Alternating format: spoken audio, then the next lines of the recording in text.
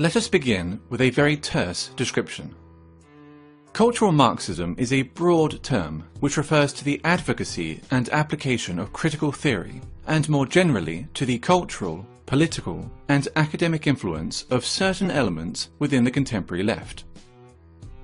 The roots of cultural Marxism are to be found in what is commonly known as the Frankfurt School. The term arose informally to describe the thinkers affiliated or merely associated with the Frankfurt Institute for Social Research at the Goethe University in Frankfurt, Germany during the interwar period. Critical of both capitalism and Soviet socialism, they sought to address the perceived shortcomings of classical Marxism in the pursuit of societal change. Their work came to be referred to as critical theory. Defining or categorizing critical theory is exceptionally difficult, for it pertains to a broad, almost disparate set of ideas, individuals, and approaches. The underlying and enduring aspect of critical theory, common to all its offshoots, nonetheless, is the creation of interdisciplinary theories that might serve as instruments of social transformation. During the 1960s, the Frankfurt School critical theory gained traction with some segments of the left-wing and leftist thought in both Europe and North America. Today, its influence is felt throughout Western academia, dominating the social sciences and humanities. Gender studies and whiteness studies being two such examples. One of the most influential critical theorists and an original member of the Frankfurt School was Herbert Marcuse. A cursory glance at any paragraph written by Marcuse will set alarm bells ringing for anyone even remotely familiar with the current culture of intolerance on college and university campuses. Consider the following passage from his 1965 essay, Repressive Tolerance. The small and powerless minorities which struggle against the false consciousness and its beneficiaries must be helped. Their continued existence is more important than the preservation of abused rights and liberties, which grant constitutional powers to those who oppress these minorities. Social justice, feminism, neo-progressivism, and post-colonialism, to name but a few, are all movements inspired by or born out of critical theory, and thus all come under the umbrella of cultural Marxism. Be it gender, sexual orientation, family, race, culture, or religion, every aspect of a person's identity is to be questioned, every norm or standard in society challenged, and ideally altered in order to benefit supposedly oppressed groups. Classical Marxism saw class conflict as occurring between the bourgeoisie and the proletariat, between the haves and the have-nots. Cultural Marxism views such a conflict as existing between the oppressed and the oppressors, between those with privilege and those without it. The working class has been replaced by minorities. Majority groups are typically defined as privileged and oppressive, with minority groups accordingly labelled underprivileged and oppressed. Heterosexuals are oppressive. Cisgender people are oppressive.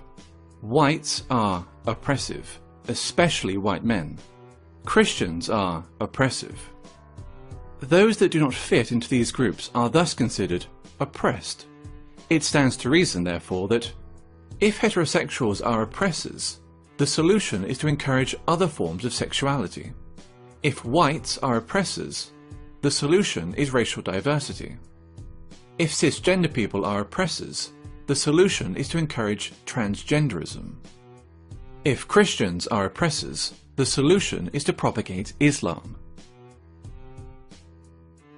Theodor Adorno, another original member of the Frankfurt School, wrote a book entitled The Authoritarian Personality, in which he defines parenthood, pride in one's family, Christianity, adherence to traditional gender roles and attitudes towards sex, and the love of one's own country as pathological phenomena.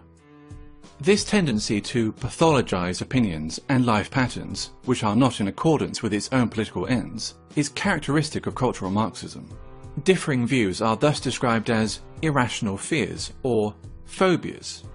For example, a person who feels uncomfortable living as a minority in an area dominated by Muslim migrants may be decried as an Islamophobe, since wishing to live amongst those culturally and ethnically similar to oneself is considered sick and phobic. When Pakistani Muslims living in Britain, by contrast, show in-group preference, converting entire sections of a town or city into a mini Pakistan, there is no sickness, no phobia, only multiculturalism. 20 years ago, there were no Pakis here, no one was doing nothing. But now, the Pakis are made a stamp, man, trust, you know what I mean? Now, think 20 years ahead, boy, fuck knows, man, this is going to be Pakistan. Or England, it's going to be Pakistan, man. They're all fucking shipping over. A popular and propagandist manifestation of cultural Marxism is political correctness, in which media channels and social scientists make it a mandatory exercise to do the following. Question common language. Illegal immigrants, for example, are to be referred to as undocumented migrants, while ethnic discrimination is referred to as affirmative action. Their ambition to define and redefine words can be seen as a means of controlling the discourse and altering cultural norms. Racism and sexism have been redefined as a product of prejudice plus power, which leads to such ridiculous statements as, "There's no such thing as sexism against men," and "I, an ethnic minority woman, cannot be racist or sexist towards white men." Maintain an unwaveringly favourable view of groups which are marked as being oppressed. Islam is a religion of peace. Black Lives Matter is a peaceful, legitimate protest movement. Feminism is only about equality, and so forth. No deviation from the aforementioned narrative will be entertained, ever, nor will criticism.